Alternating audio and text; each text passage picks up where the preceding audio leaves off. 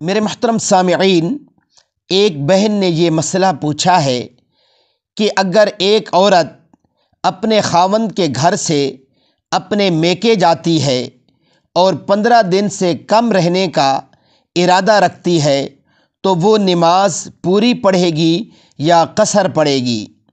تو میرے محترم سامعین، اس عورت کو نماز قصر ہی پڑھنا پڑے گی، کیونکہ اس کا جو وطن اصلی ہے اب وہ اپنا میکا نہیں ہے، بلکہ وطن اصلی وہ ہے جہاں اس کے خاوند کا گھر ہے۔